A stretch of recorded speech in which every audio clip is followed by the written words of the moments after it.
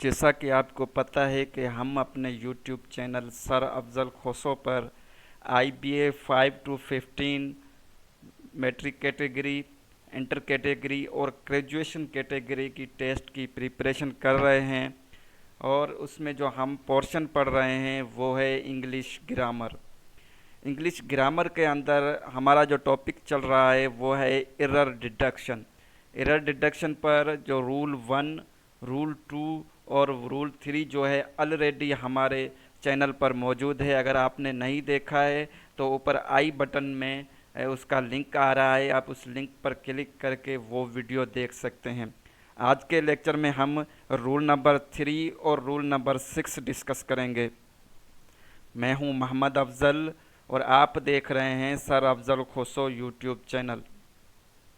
यहाँ पर हमें एक सेंटेंस दिया गया है जो कि इनकरेक्ट है, रॉन्ग है, तो हमें इसे करेक्ट करना है। यहाँ पर एग्जांपल ये है कि either Rita or Gita are lying. Either Rita or Gita are lying, या तो रीता या गीता झूठ बोल रही है। इस सेंटेंस को करेक्ट करने के लिए हमें एक रूल यूज़ करना पड़ेगा जिसका नाम हम देते हैं रूल नंबर 4। रूल 4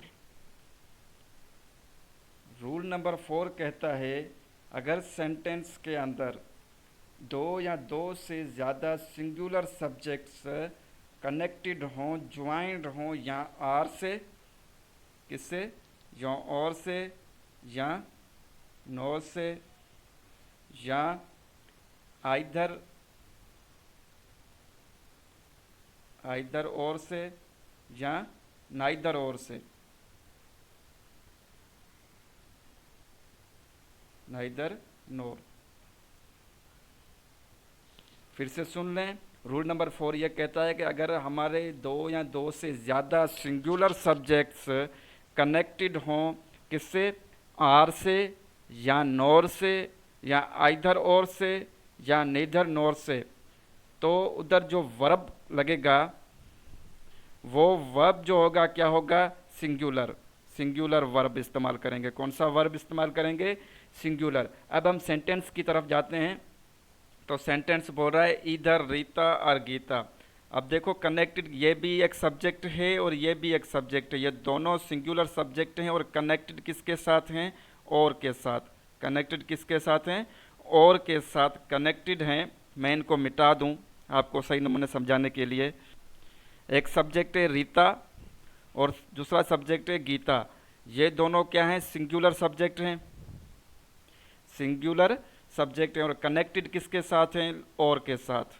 कनेक्टेड किसके साथ हैं, और के साथ। तो यहाँ पर जो वर्ब लिखा हुआ है, ये जो हेल्पिंग वर्ब, जहाँ हम इसे जो वर्ब कहते हैं, ये वर्ब क्या होगा, सिंगुलर होना चाहिए। क्या होना चाहिए, सिंगुलर,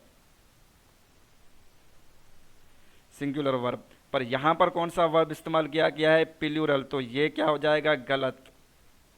अब हम इस सेंटेंस को करेक्ट करके लिखते हैं। पहले मैं इसको मिटा लूं। हम लिखेंगे आइदर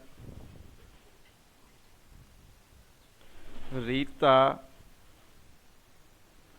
और गीता इज लेइंग।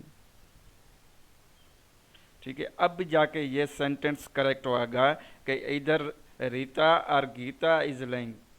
यहाँ पर जो है आर का इस्तेमाल नहीं होगा, इधर किसका इस्तेमाल होगा, इज का, जो सिंगुलर सब्जेक्ट हो, सिंगुलर वर्ब होगा उसका, प्लूरल वर्ब इस्तेमाल नहीं होगा। उम्मीद करता हूँ कि ये रूल आपको सही नमूने समझ आ गया होगा। अब हम चलते हैं नेक्स्ट क्वेश्चन की तरफ। ये हमारा सेंटेंस बोल रहा है, नेदर द बॉयज नार the girl has come. Sentence ये गलत है, रॉन्ग क्वेश्चन है, इसे हमें सही करना है। इसमें एक रूल यूज़ हो रहा है जिस रूल का हम नाम देते हैं रूल नंबर 5। क्या नाम देते हैं, रूल नंबर 5। ये जो है आप इनको नोट डाउन करते जाएं, अपने नोट्स बनाते जाएं, आपको आगे इस चीज़ की सहूलत होगी।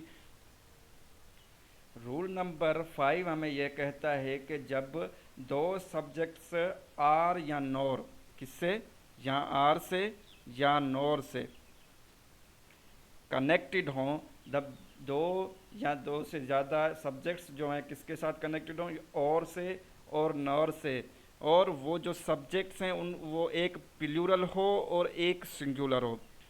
क्या होंगे सब्जेक्ट, एक सिंगुलर हो, एक सब्जेक्ट क्या हो, सिंगुलर।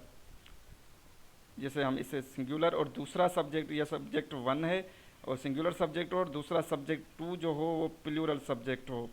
क्या हो, प्लूरल सब्जेक्ट हो। तो वहाँ पर जो हमारा वर्ब इस्तेमाल होगा वो कौन सा होगा, वर्ब जो हमारा इस्तेमाल होगा वो वर्ब हमारा प्लूरल इस्तेमाल होगा। कौन सा वर्ब इस्तेमाल होगा, प्लूरल वर्ब इस्तेमाल होगा। जब दो या दो से ज़्यादा जो है हमारे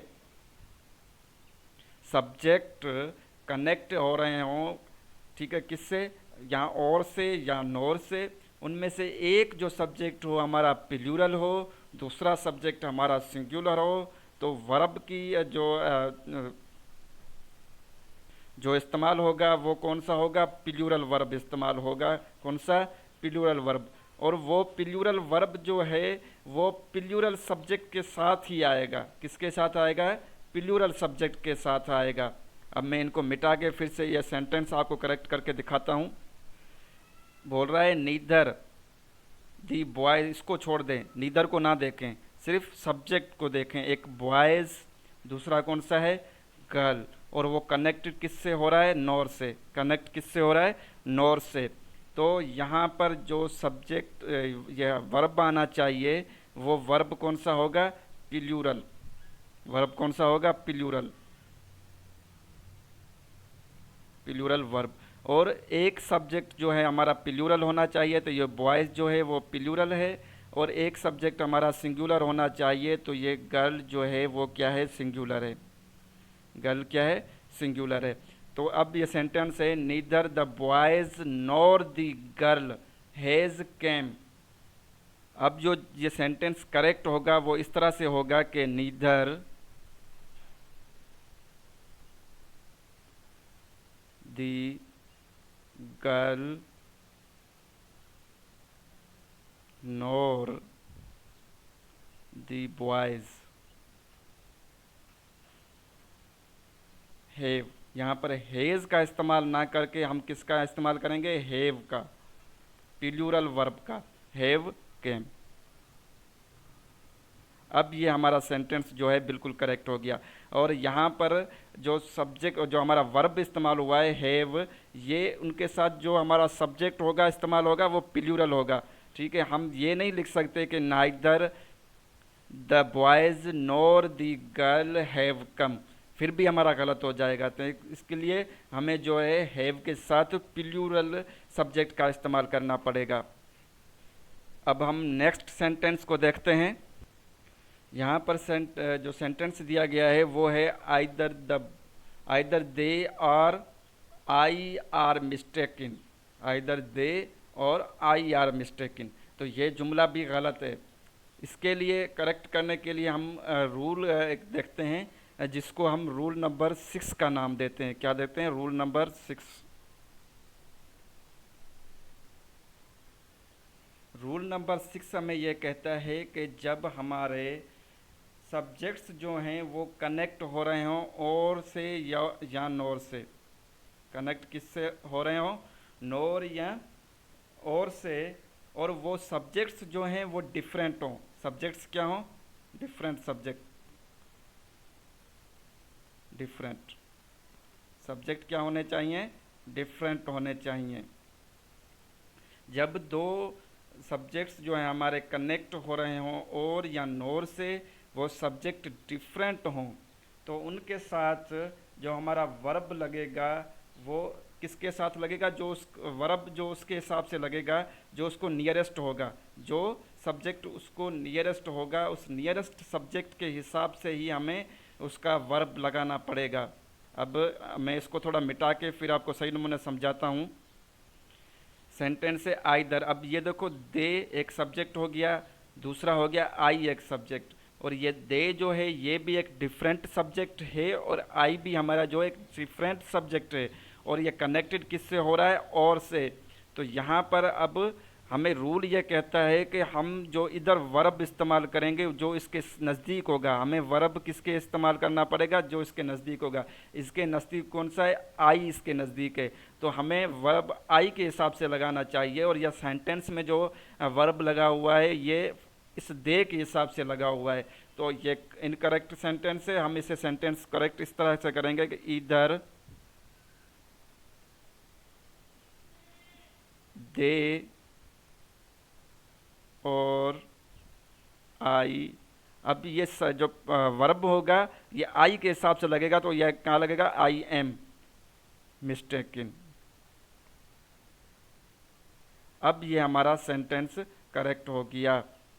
मैं उम्मीद कर सकता हूँ कि आज के लेक्चर में जो हमने रूल नंबर 4, 5 और 6 पढ़ा है ये आपको सही नमूने समझ आ गया होगा। अगर सही नमूने समझ आ गया है और मेरा ये लेक्चर आपको अच्छा लगा है तो प्लीज़ मेरे इस यूट्यूब चैनल को सब्सक्राइब करें, मेरी वीडियोस पर लाइक और कमेंट करें, साथ में बेल आइकन को भी प्रेस करें ताकि हर नए आने वाली वीडियो का नोटिफिकेशन आपको मिलता रहे। अल्लाह हाफिज़।